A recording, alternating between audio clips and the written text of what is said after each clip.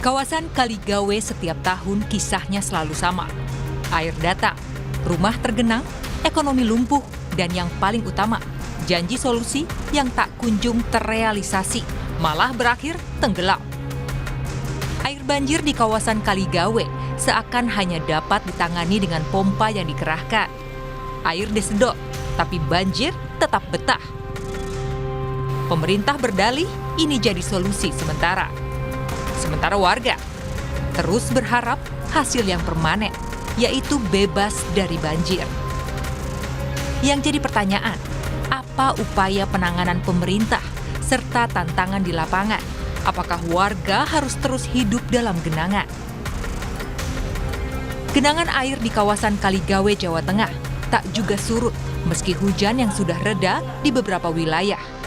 Ribuan warga terganggu aktivitasnya akibat jalan nasional yang menjadi urat nadi Semarang lumpuh total. Di tengah kesulitan itu, cerita perjuangan warga mencari nafkah di tengah kondisi banjir bermunculan.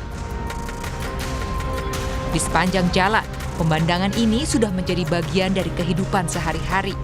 Anak-anak melewati air banjir, warga menuntun motor menembus genangan, dan banyak pencari nafkah berjuang untuk sampai ke tempat tujuan demi biaya hidup yang terus ada.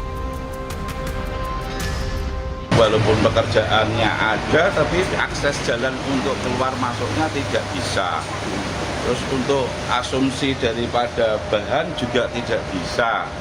Nah ini juga kita rugi banyak Pak, rugi sangat banyak sekali. Di samping itu ya kerugian itu ditanggung oleh karyawan kita juga karena dia nggak bekerja.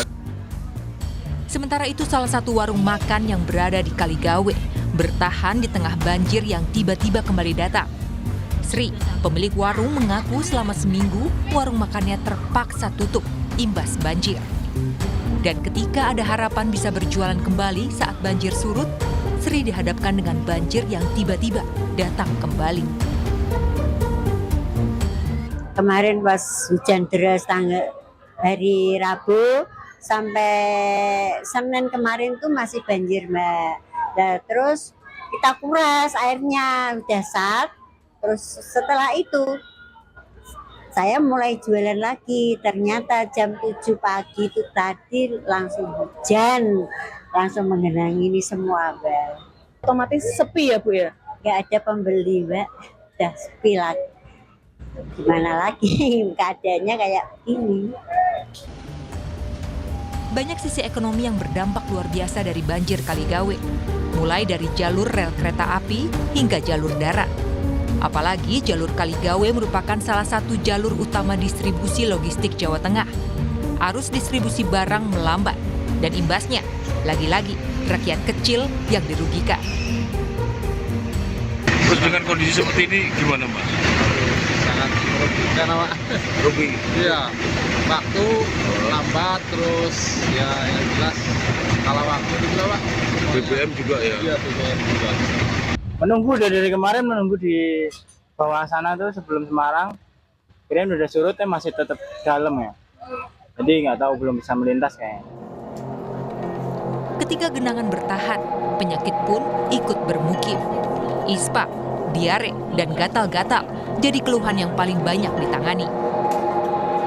Paling banyak memang gatal-gatal karena rangen ya, karena banjir kan, itu kan karena penyebabnya karena kutu air ya, bisa orang nyebutnya kutu air karena sering terendam juga. Terus mungkin untuk personal hygiene-nya, untuk bebersihnya itu kurang juga gitu. Mungkin itu sih yang paling banyak, sama batuk pilek. Untuk balita yang batuk pilek demam itu memang biasanya karena cuaca, karena kan cuacanya kadang panas, habis itu nanti dia hujan gitu, jadi memang imunnya pasti menurun juga. Ditambah kan kalau banjir kayak ini pasti lembab, terus jadinya lebih mudah terserang penyakit gitu.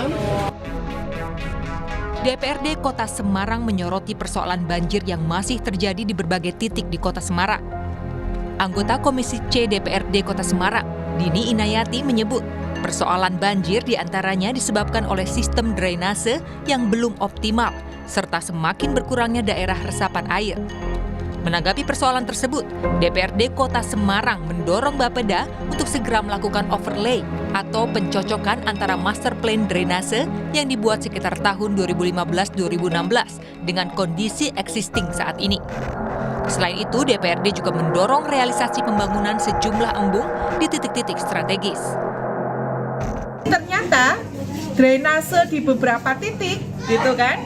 Drainase di beberapa titik ini bermasalah.